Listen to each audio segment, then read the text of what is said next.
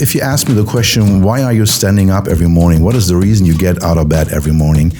I want to make this world a better place with better technology. And to summarize all this in a single phrase, I said, hey, I make technology sexy. There's the saying in the industry, the future car is a smartphone on wheels.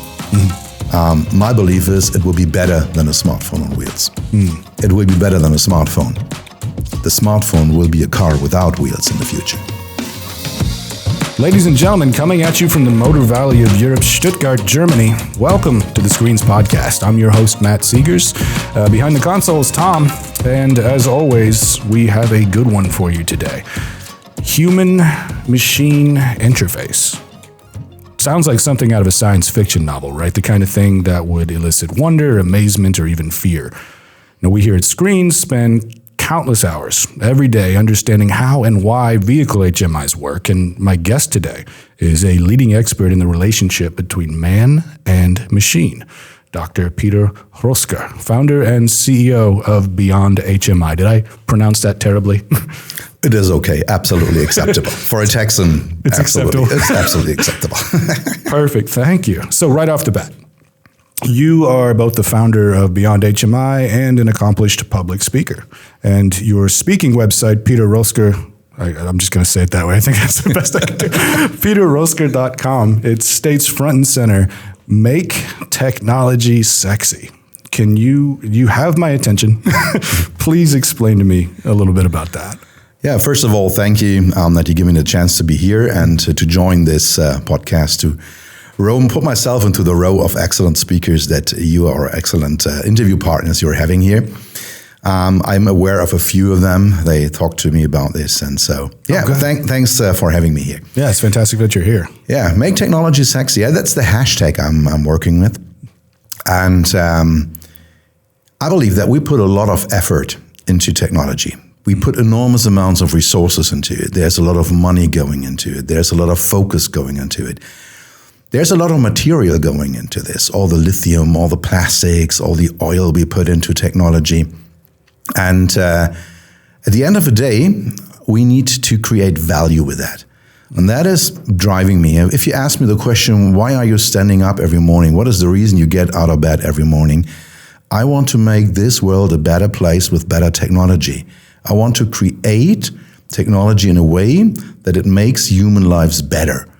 So better can mean more focused, faster, safer, and even if it's just funnier, but there is a meaning behind this. And to summarize all this in a single phrase, I said, hey, I make technology sexy, because that has value, that has an emotional appeal, that is something we really strive for, we want to have. And this is why I selected that one to promote my activities. Yeah, I mean, that's a great, it was attention getting. Like immediately as soon as I saw that, I was like, okay, yeah. So what pushed you to form Beyond HMI?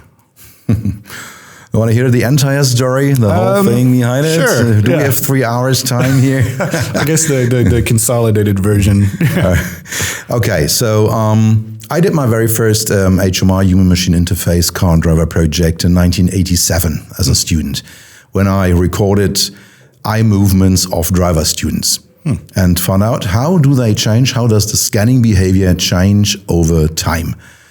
Well, when they learn something week by week, they are getting better in, hey, there is the traffic light, I have to look here, and there is the other traffic participant, I have to look there. That was the beginning, and that grabbed me. So okay, I'm doing that. I did my PhD in that, then I worked a few years for the car company with a star on the hood. Okay. And then in 1999, I entered a small software startup here in the Stuttgart area in Filderstadt. And they were programming the software for the very first BMW iDrive and the very first Audi MMI system. Cars that came out in 99, 2000. Yeah. And we were then acquired by Harman Automotive. And this way I made my way into Harman. I made a career there from a development engineer, team leader, manager, senior manager.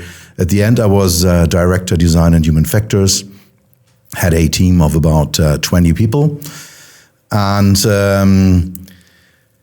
Yeah, then, changes happen in industry, and top management changed, and somebody found out, hey, HMI is not a core competence of Harman anymore. And that was the point when I left. I joined a small company here in Stuttgart. 4 years of my life I don't like to talk about, to put it that way. And I had, in April 2015, a very nasty discussion with my then-time boss. And the only thing we could agree on was that we will never agree on anything. Oh, okay. And at least you got some compromise there. At least that, at least that. Then I signed a termination contract and got out of that company within 3 weeks. And during these 3 weeks, I found out that I had everything already prepared to start my own business, to do my very own thing, to do the things I really want to do. If you work in a big company, or if you work in a big company, 50, 70, 80% of the time you spend in making politics. You are in meetings. You are thinking about whom shall I inform, who needs to know this, and who shall never ever know about what I'm doing right here. And there's 1 day per week when you really do work, when you really make technology sexy. Yeah. And you sell shirts. You should sell shirts with that. yeah, definitely. I have shirts with HMI Guru, HMI Expert, HMI Punk on this. Yeah, so yeah. I want the HMI. Yeah. So make HMI sexy shirt. Anyway, and I said, okay, kids are out of the house is paid. I'm gonna do my own thing now. Plus the fact I have a second home in Mallorca in Spain, and whenever I was leaving there, usually I traveled down there Friday noon, flying back on Sunday evening, and I thought, hey, I could stay here forever. Why do I fly back? Bad weather, bad people, bad job, everything is bad in Germany. I could spend more time down here. And that was 8 years ago, when we already had all these internet tools, all these online conferencing tools, all these data exchange tools, and I realized, hey, I could work from any location in the world if I run my own business and if I set it up in a smart way. Yeah. And those were the two things that came together in the same point in time. May 2015, I was prepared and everything was ready on the technological world. And so I started my business, and I'm in a very privileged situation that I can select my projects depending on where can I work and whom can I work with. So if somebody wants me to be on site 40 hours per week, I'm going to raise my daily rate. You'll do it. Yeah, in German we say Schmerzensgeld, so it's for the pain that I receive. For the pain. To compensate the pain, I will get an additional compensation. Yeah. And this is what I'm doing. This is why I started it. First thing, because I want to move things. I want to bring technology forward. I want to work the way I want to work. I want to work where I want to work. So right after starting my business, somebody said, hey, there is this Digital Nomads conference in Berlin. You should attend that. And I went there and I found out there are 500 people that have the same dream I'm having, working location independent. Wherever I am, I just put on my laptop, I log into the Wi-Fi, I have my smartphone with me, and that's all I need to run my business. Yeah, I think, yeah. And 50 of them were actually living that. And I said, okay, if these 50 guys get it, I will make it as well. And this is what I did. So 80% of what I do, I can do this with my laptop, with a Wi-Fi connection, a smartphone. If I have all these things ready, I get active for my clients. Yeah. And so I'm a highly privileged situation. I have the right knowledge, I have the right business model, I have the right clients that I can actually live it. Yeah. And that's why I'm doing this. This is the reason behind Beyond HMI, and this is why I'm totally independent. I'm the only person in this company. I have an excellent network of brilliant partners around me, and they all support me. I support them. And so I'm super happy with the business I'm running because I can move things. I can make technology better. Yeah, and sexy. And sexy. I mean, better means sexy. Sexy means better, right?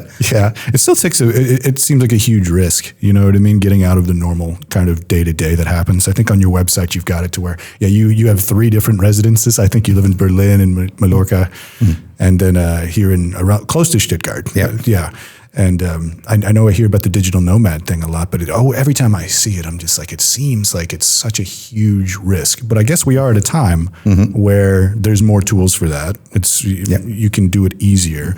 I want to get back to when you were working with some of these companies. You talked about how much of it is political. You know, like when we talk about HMIs, does intercompany politics influence like decision making and HMI decisions? You know, is it in favor of the customer, or is it kind of political? The one thing I love and the one thing I hate about the job I'm having is that everybody has an opinion on HMIs. Everybody is having them. You see some piece of technology, you like it or you hate it.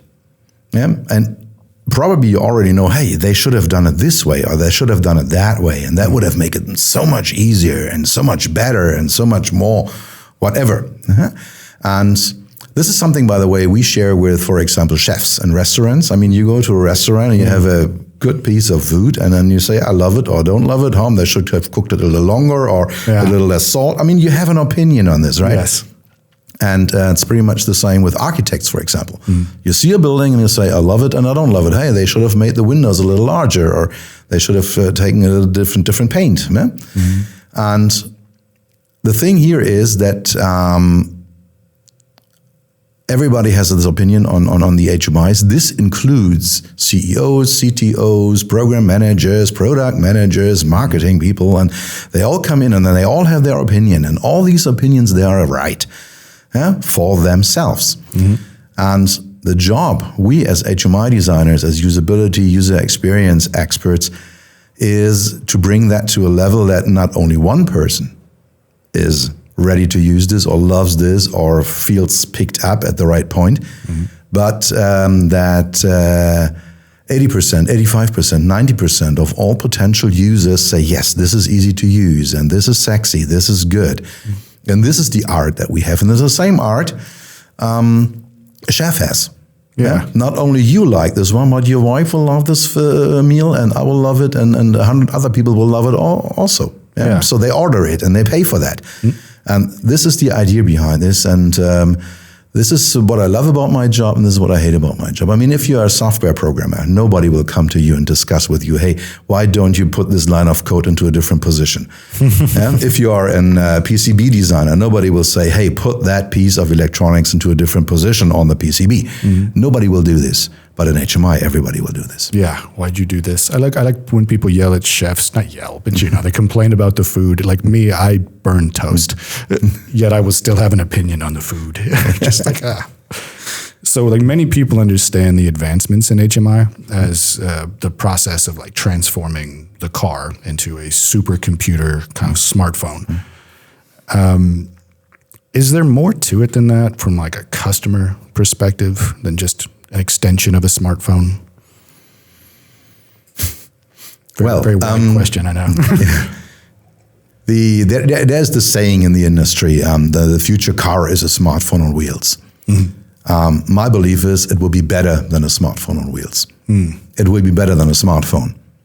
The smartphone will be a car without wheels in the future. And this is because we have this super high quality approach in the automotive industry, which is something the app industry, the smartphone industry, the consumer electronics industry is not having on that level. I mean, beyond cars, there's only medical devices and aviation devices. Yeah, so we have this super high level. And this is why I believe that what we do in the automotive industry will reflect back into the smartphone industry. From a consumer point of view, of course, all these smartphone interaction paradigms, all these swipings and tappings and long presses, this interaction with glass surfaces, this is known, this is very well established, and they want to transfer this into a car. Yeah. And Of course, this has some kind of sexiness to have this. First of all, to have this external consistency. Something in my car works exactly like on my smartphone. And on the other hand, it's a very direct approach. I touch something, I press something, I tap on something, and then it works in a way, then it does something. Yeah. Right? I don't have an additional interface. I don't have an additional translator in between, like a rotary push device or some hard key buttons or whatever. The big downturn on this, and this is again another reason why I believe that this smartphone metaphor is not a right one, is that driving is different than interacting with a smartphone. Yeah. So at the moment, today, and in the foreseeable future, the driver will be responsible for everything that goes on with the car. And this basically means keep your eyes on the road and keep your hands on the wheel. Yes. To drill it down to one sentence, and this is what we have even if we go up to level 2 automation, the driver is still responsible. We still need to have full control over what's going on. And full control over what's going on means that we need to have a full situational awareness, which is a psychological concept from aviation psychology.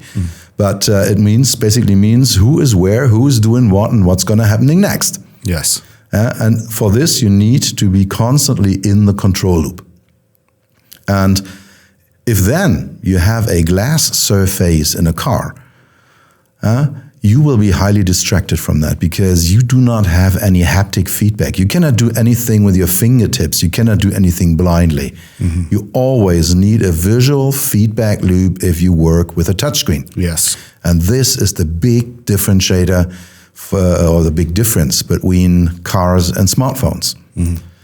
And this is why I love, and I'm still having a car with a haptic interaction device. Yeah. And I'm driving this car, and all the other cars had a similar thing in it since almost 20 years. And I got through all the different generations of that particular device, and I can use it blindly. Yeah, I know the upper right button is the map, and the upper middle button is the main screen, and the upper left button is whatever. So I know that. And I know 3 clicks right, and then pressing brings me here and there, and I can keep my eyes on the road.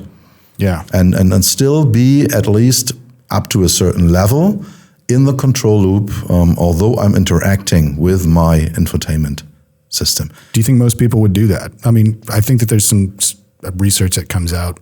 I don't have it in front of me, so I couldn't tell you, but it just seems like maybe we should back off of just the touch screens because people seem to like those physical buttons more. You know? And I see some car companies already going away from these huge glass surfaces. And my belief is that the, let's say, traditional OEMs, the established ones, the big ones we know today, they will step back from the full glass to a compromise. There is a sweet spot somewhere. I mean, no doubt, there are absolute advantages of touchscreens and all the flexibility you have. You know, if you have, you can select your skins. We will have artificial intelligence in future cars, so we will adapt the HMI to personal preferences, to contexts of use, and we will all have all this. And to realize this dynamic appearance and this dynamic approach, we will need touchscreens. Yeah. But we will also need all these haptic devices. And for me, the traditional car makers, they are realizing at the moment, oops, maybe we have gone a little too far. Too much. Yeah, a bit too much. And the new ones, the startups, particularly from China, they will go the glass way. I mean, if you have a look at these all new cars from China, I mean, the dashboards are 100% glass and everything is interactive and everything does something. And first of all, it's a cultural difference. That's what I was wondering. Yeah, definitely. There is one. There's a huge difference in that. And I think there is a learning curve. There will be a learning curve amongst these new guys on the block as well. I wonder if we'd ever get to that point where you don't need to feel it, you just know what's happening, or maybe we have more of an AR situation where we've got a heads-up display right in front. There's a lot of solutions to it. I'm wondering right now, because people still do use their cell phones for basic stuff. I mean, we're talking about they're using it for navigation, or they're using it for their music or whatever, and they're popping that up and they're looking at it the whole time. How do we make sure that how do we rip them away from using a cell phone in a car and just use the HMI? Yeah. I mean, there are attempts to this. There are two things that are happening here, which is Apple CarPlay and Android Auto. They try to reflect the smartphone interface into the car dashboard because they want to have the functionality. And this is the first step in that. And that brings me back to what I just said 2 minutes ago. A smartphone is not a car, and a car is not a smartphone, because we have totally different use cases and totally different ways of interacting with this. Yeah. We have totally different tasks, interaction tasks. So sometimes we are having, it's about primary and secondary task, right? And the primary task in a car is driving.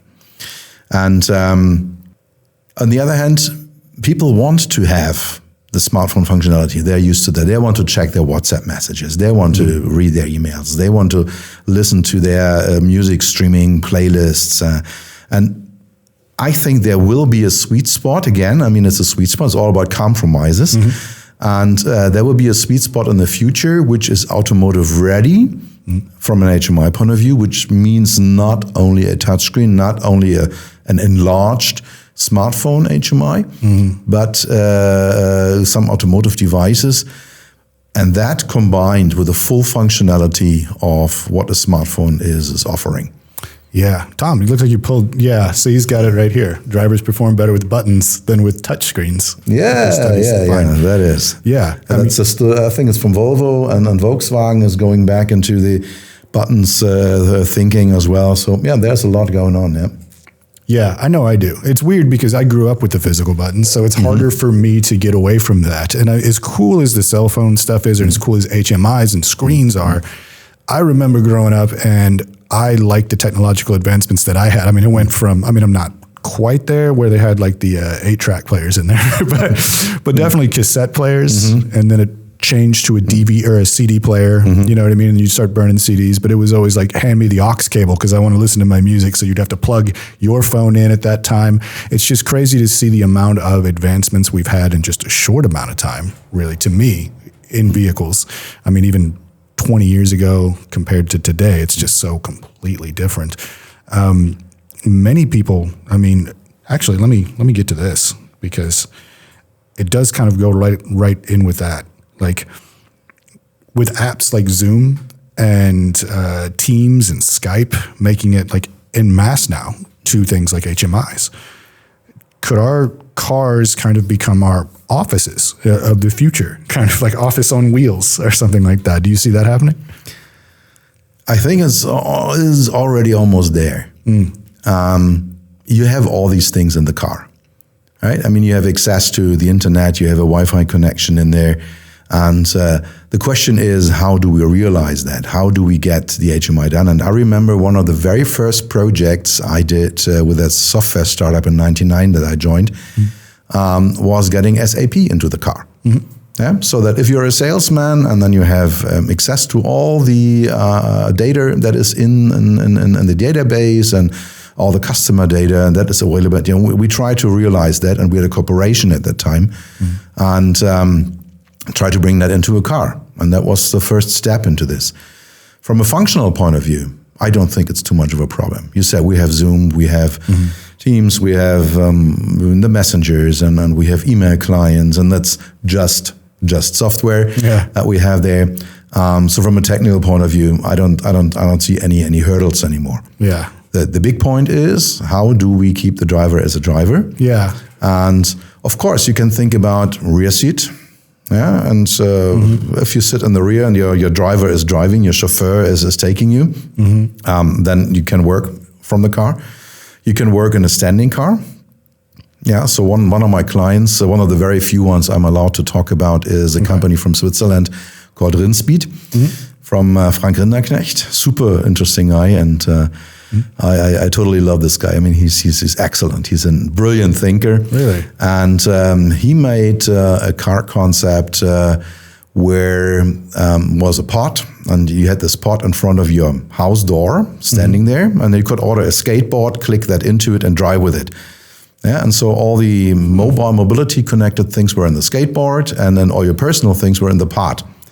And this pod was an office on wheels, basically. Yeah. You had big screens and everything, and Yeah, and even if you said, hey, I just want to have a few hours of silence. I want to get out of my house. I don't want to hear my kids anymore. I don't want to hear my wife shout. You just get into the pod, which is in your front yard, and you have a closed room, and you can work there, very comfortable, highly personalized. And I think these are the concepts we will have in the future. And this is the far away future. Yeah.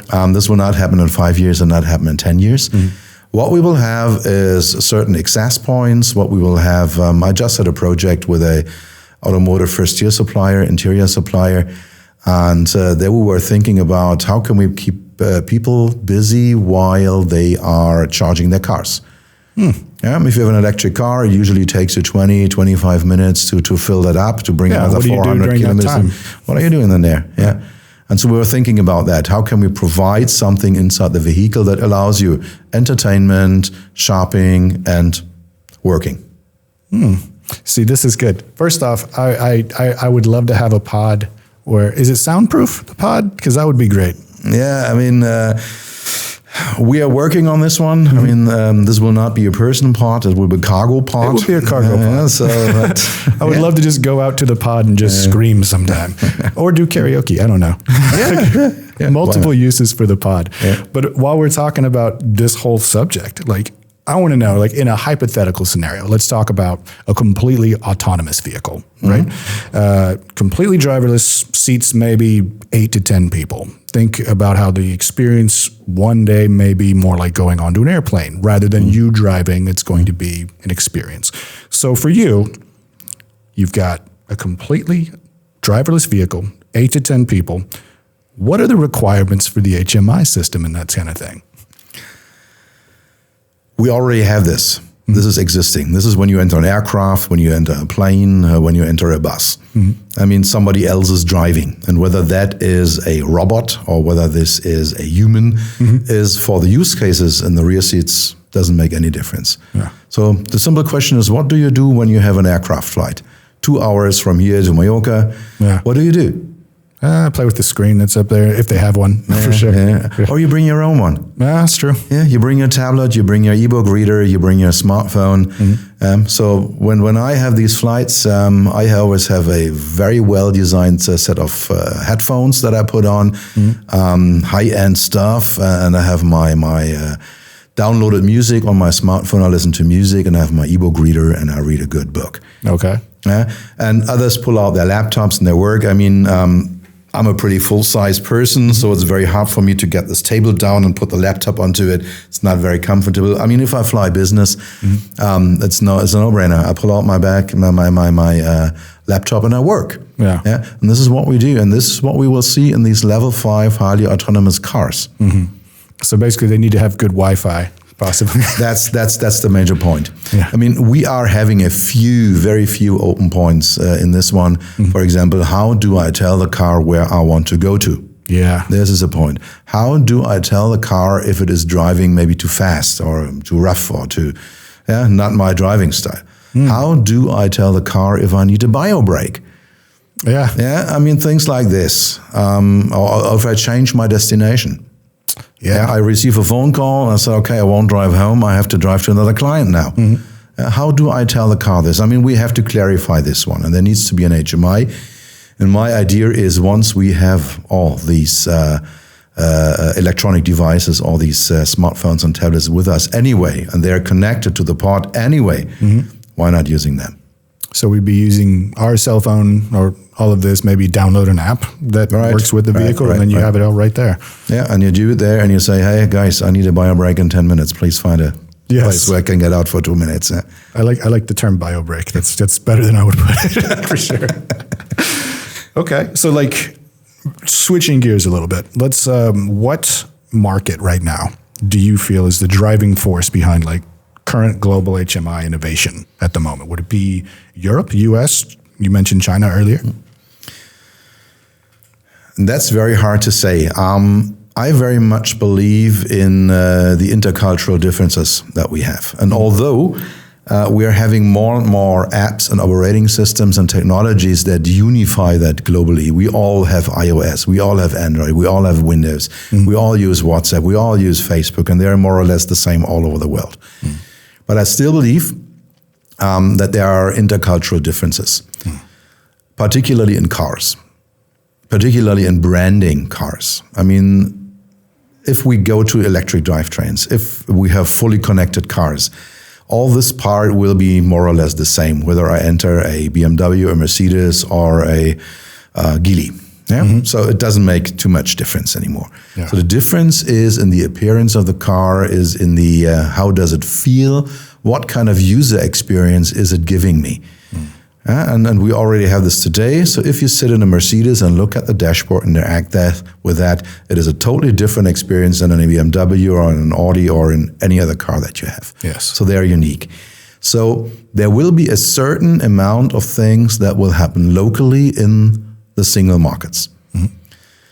On the other hand, we will have common technologies that drive this, like a voice recognition technology, like a touchscreen technology, like connectivity technology. And that will be driven probably in the near future out of China. I see that coming up. We have this one big company that is heavily under attack, and that is where people believe that they spy on every smartphone, on every tablet, on every car they are having. I have my own opinion on this one. Okay. But at the very end of the day, I see that this technology, particularly the mass production technology, the mainstream, the serious things, they will be driven by China. Yeah. So all the exotic stuff, the very advanced stuff, that will be US and Europe. Still, even in the future, again, a cultural thing from my point of view. Nothing against my friends from China, but I've worked for a Chinese company for 2 years. And so I think I get a bit of their understanding, a bit of their thinking, and they're excellent if it is about picking up ideas and making them into a mass product. Yeah. And this is what's going to happen. Yeah, I think that we've had some guests on the show before that discussed the same thing about the amazing advancements that they've made in Chinese automotives. And I think they've gone, we had someone on the show, I believe it was Stefano Carminati, and he worked for a Chinese company for 17 years. And he just explained the growth that he saw in those 17 years would have taken 100 years somewhere else. He was just amazed by how quickly it went. And I think Elon Musk even said that his major competitor for electric vehicles is not going to be somebody from the US or Europe. It's going to be a company from China. Yes. So yes, I mean, do you envision any new powerful markets emerging outside of those major ones, like maybe somebody like India or Vietnam or Africa or something like that? Yeah. India will be a player very soon. They have more citizens now than China. They just passed them. Wow. So I think, and then even if you have just something like a quarter of all Indians being able to buy a car in the near future, it's still a market of 250, 300,000. Yeah. 250 million, 300 million people. And that will drive a lot. And I personally very much believe in Africa. I mean, it's a growing number of people living there. I mean, we see Africa as the poor, as the suffering, as there's a lot of war and poverty and hunger down there, which is true for a small amount of people and small number of countries in Africa. But they have a growing network of entrepreneurs. They have a growing network of smart people, of technology-oriented people. And they have a totally different way of thinking. And if you have a look at how Africa introduced telecommunication, I mean, they totally dropped the landline thing. They never had a landline there. They jumped right, I say from drumming, you know, from communication by drumming, they jumped right into the smartphone age. Wow. So they dropped landline, and they will do the same with cars. Yeah, so they will jump right into new business models, into new technologies, into new vehicle concepts. And so I can talk about this because I have one client from Africa who's thinking exactly that way. Really? Says, okay, for a very long time in Africa, you will not, or many people will not be able to own an own car, but they will be able to buy mobility. And why not moving that? Why not using that upcoming wealth that we have here to create a specific African model of mobility with specific African vehicles, however they may look like. Yeah, and if you have a look at how in Africa it works at the moment, I mean, if you want to take a bus and a long-haul bus in Africa, you go to the bus station, and then there are 20 buses lined up, and nobody knows which bus goes where. So you have to ask the driver, hey, are you the bus to Pretoria? Are you the bus to Port Elizabeth? And then somebody says yes. And then you get on the bus, and the bus leaves when the bus is full. That maybe in 20 minutes is maybe in 20 hours. Yeah. And to get out of this, there's a strong need in Africa to get out of this and say, hey, I have my personal freedom, I have my personal mobility, and I have some personal money that I can spend on this. Yeah. And so I very much believe, I mean, this will not happen in 5 or 10 years, but if you ask me for the mid and long term time range, I think India and Africa, they are the ones that will move forward. Wow. And that'll be culturally influenced too, just as China has different cultural influences on vehicles. Yes, of course. And I mean, China is very aggressive in Africa. We know it from infrastructure projects like streets and airports and ports and everything. And I mean, why shouldn't they do the same with cars? I mean, there's no question about this.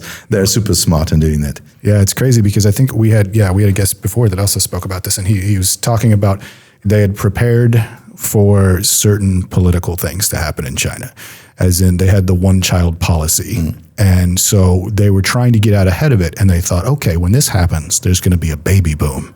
Like we're going to have all of so let's start making these big vehicles for just full families. And then it didn't really happen. Like instead it was the opposite. So now they have to make vehicles more personalized because you couldn't really see it. So it's got to be really hard to project where a place is going to be, you know? Yeah. I mean, if I knew it, I would be a rich man. I mean, if I had a glass ball on my table, a crystal ball, and see into the future, things would be easier. And what I believe, if we talk about future, what's going to happen, I very much believe in that we can do future, we can create future. There are many, many different futures out there, and a far higher amount than we believe is under our control.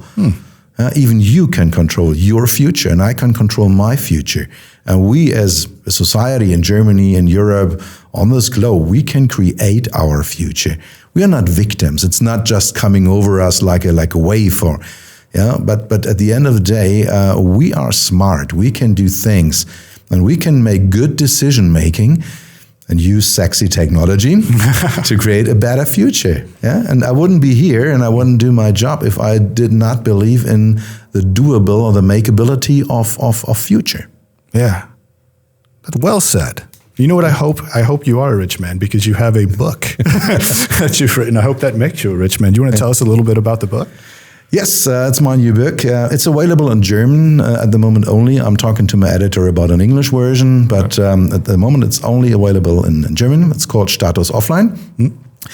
It is not too much automotive. It's a little automotive, but it basically discusses the idea that we are totally surrounded by technology and we're totally dominated by technology. And we have all these algorithms going on, and we have all these big tech companies from Silicon Valley that try to grab our data and use that against us. And first of all, we have all these attention grabbers. We have these attention vampires. And you get onto a social network and you just want to check a few things, and then 3 hours later you get up and you find out I haven't done anything useful in that time. This is why I don't sleep at night. Yeah, right. Okay. And so you should read that book. It's telling you exactly how you get out of this. Really? So 3/4 or 2/3 of the book is about analyzing the entire situation. How did we come here, and why is it so attractive for us to have all these things? Why is this indulgence so sweet?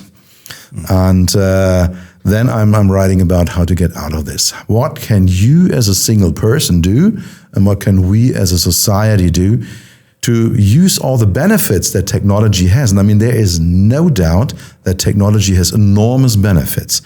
It creates value, it creates safety, it creates well-being, it creates communication.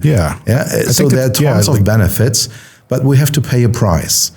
And what I'm thinking about in this book is how can we lower this price to a reasonable amount? I think that it's stated that forget who said this, but it was basically that any sufficient technology is really indistinguishable from magic, right? Like it just basically seems that way. But yeah, there is a price. I do need to read this book completely, yes, because that seems to be the weird reward structure that happens with social media and technology. Yeah, that's exactly the point. And I mean, whenever there is something free, you are not the user, you're the product. That's from Jérôme Lanier. I don't know whether I pronounce this, a Canadian French guy. He wrote that in one of his books and said, if there's something free, you're the product. So talking about technology and privacy issues, what do you think about privacy when it comes to things like Android Automotive or Apple CarPlay or things like that? So people are worried about that. They're worried about their data. There is a very good awareness in us saying, okay, there is a lot of strange things going on. And I just had an experience a few days ago when I was talking to my wife about some kind of thing, and we were using an expression. We use the expression Vaterland every now and then, which means father's land, and I went to Spotify and I got the suggestion of a podcast called Vaterland. Right after, and so I know, okay, my smartphone was listening all the time. Yeah. Oh, there's another thing I'm writing about in my book. So we were having fun under the blanket in our bedroom, and suddenly my smartphone popped up and said, "How can I help you?" Ah, okay. I said, "What? I mean, it's my job. I'm doing this." And so we are all aware of this. Yeah. And I said, we as humans, we moved ourselves from the Homo mechanicus, the mechanical one, to the Homo Deus, the godlike human. So we created this world we are living in with all the technology.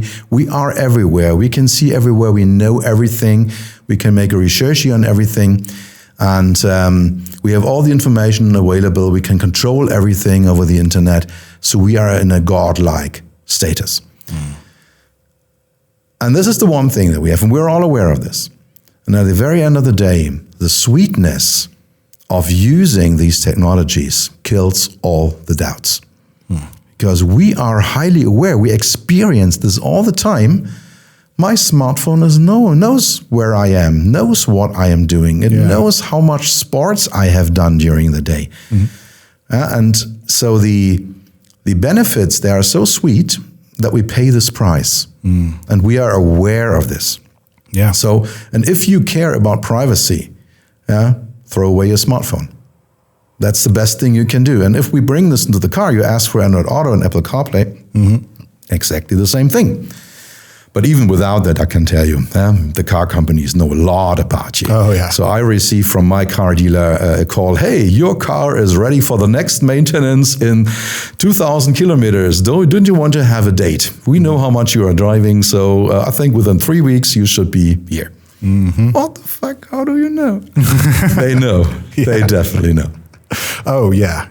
It's crazy because that's what happens to me. I'll be having a conversation with my wife or maybe it would be anything. It would just be, I remember this song from 20 years ago, just popped in my head for some reason.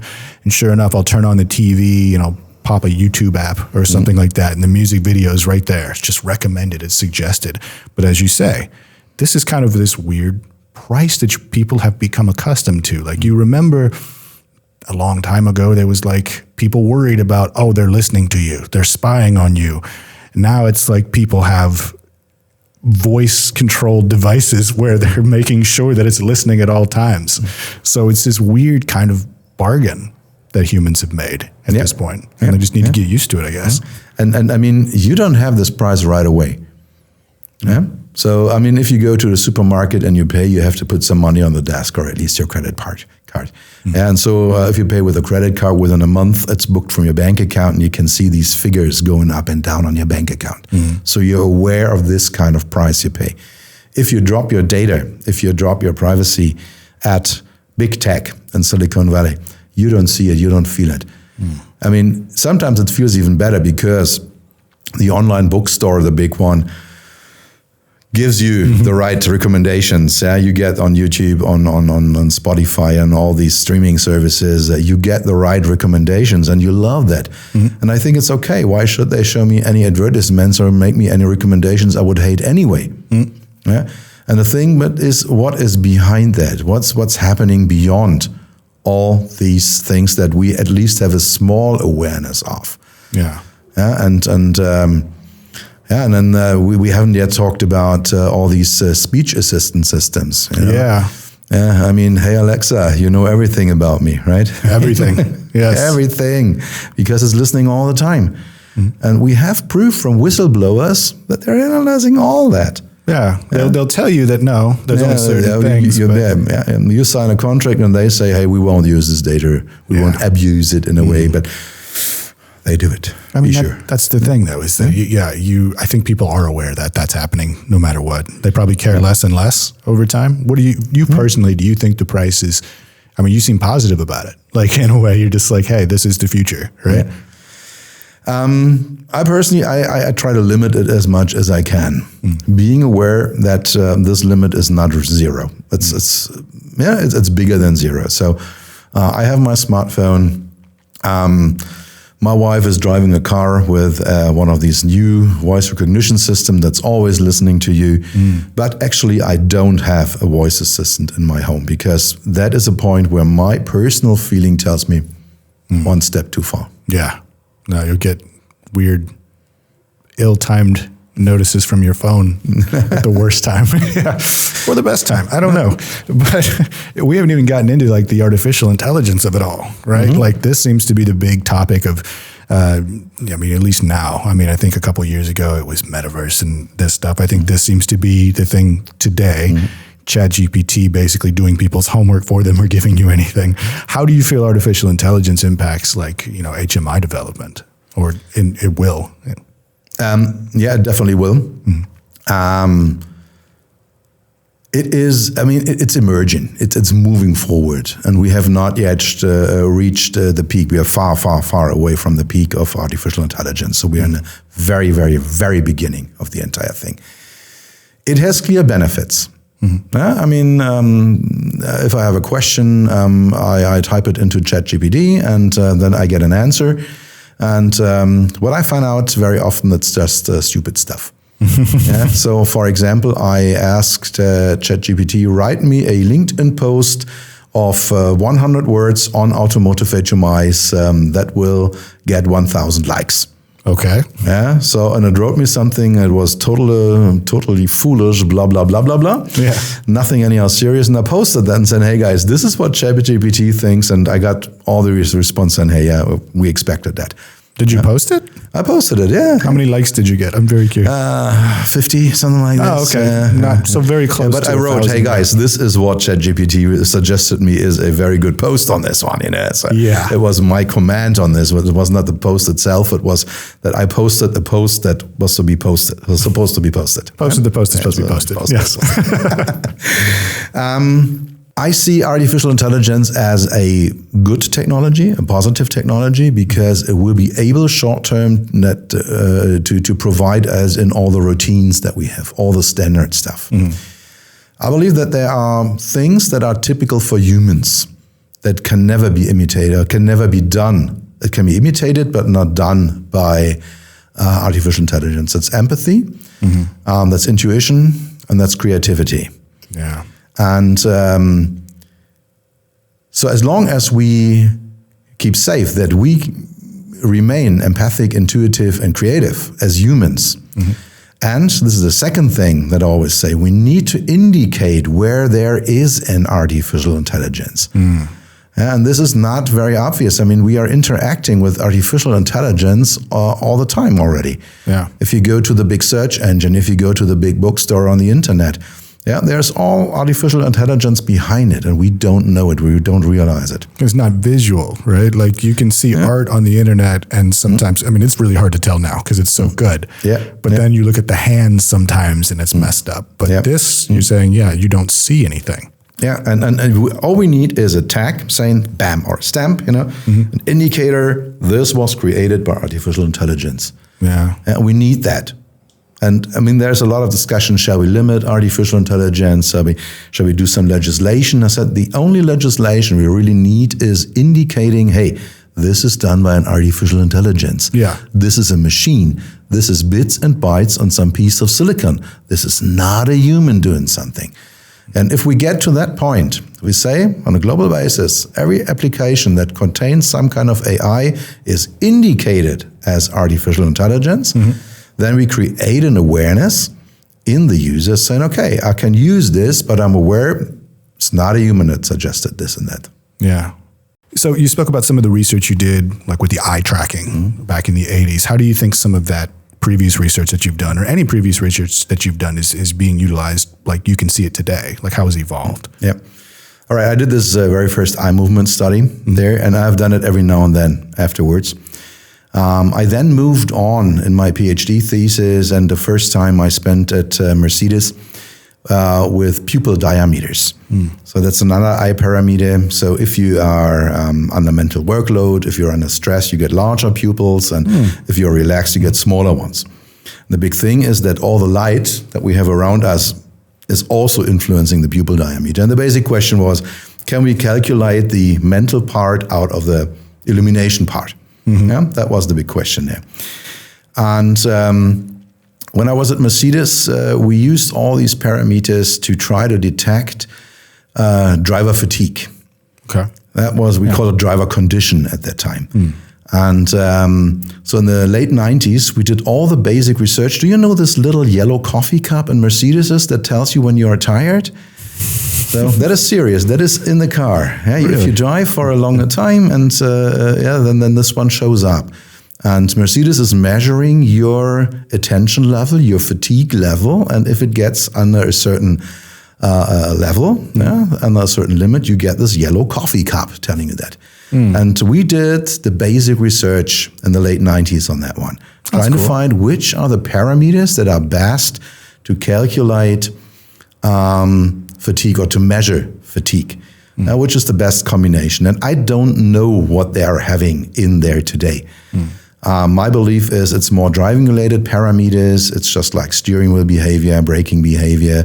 How far do you keep the distances to the lanes that you have? You know, how good is your lane keeping behavior? I think they're taking these measures instead of the physiological ones that were our thing when I was at Mercedes. We were researching on that one. Yeah.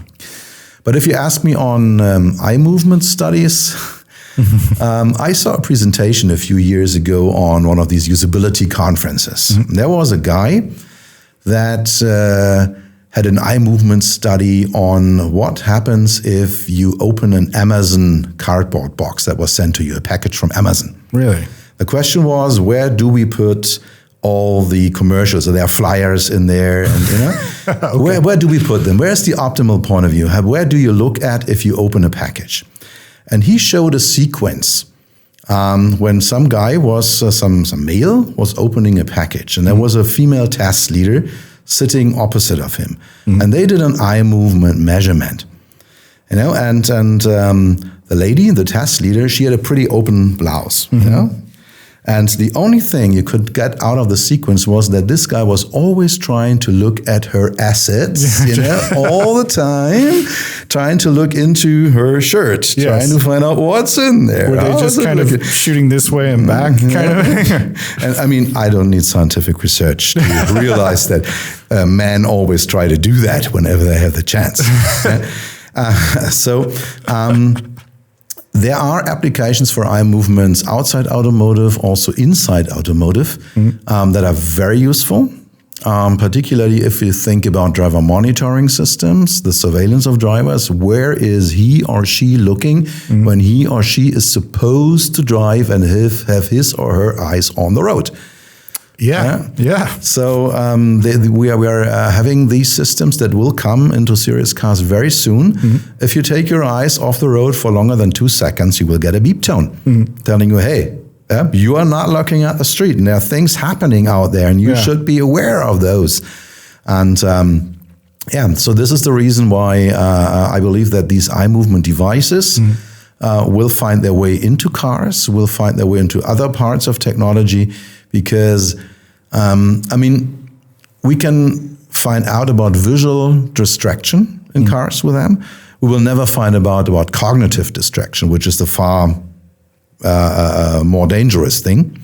But at the end of the day, we can at least find out, okay, he is looking at the smartphone or she's looking at the screen inside the car, and we can do something, we can take some measures. And for this, I think all these eye movement things, they are definitely will create a good value in vehicles. Yeah, do you think that artificial intelligence, that's one of the things that it could help us recognize? Sure. Absolutely, 100%. At the moment, I'm working in a publicly funded project called Kali. And this is funded by the German government. It is on artificial intelligence in vehicle interiors. And one part of the study is driver surveillance. It is called a little bit different. It's called level conformity of behavior. So you have these different levels of automation. And in level 2, you can do some things. And in level 3, you can do a little more things. And in level 4, you can do even more things. Yeah, and with this kind of interior surveillance, the driver monitoring systems, plus artificial intelligence, we want to try to find out, is this person behind the wheel in the right condition to take over on level 2, level 3, level 4? So is the behavior appropriate to the selected driving level? Yeah. Yeah, and this is where I believe that artificial intelligence and eye movement plus general driver surveillance will bring a lot of value into cars. Because, I mean, if you're on level 2, where you should be able to take over in a few seconds and keep in the loop all the time, if you go to sleep there, if you pull back your seat rest, and then, I mean, you're definitely not able to do this. You're not in the control loop anymore. And so this is inappropriate behavior, and this should be detected and corrected. However, we will do that, but that's the second part. But the first part of the detection and identification, there we will have artificial intelligence, yes. Dr. Peter Rösger, thank you so much for being on this show. His book is called Status Offline. You can get it on Amazon. Also, you can go to beyond-hmi.de and Peter-Rösger, Roessger.com. Also, check us out, screensauto.com for the podcast. Once again, thank you so much for being on the show. And thanks for sharing your insights. It was an absolute pleasure. Thanks for listening to me, for recording all my thoughts, and for helping me to spread my word and make technology sexy. Make technology sexy.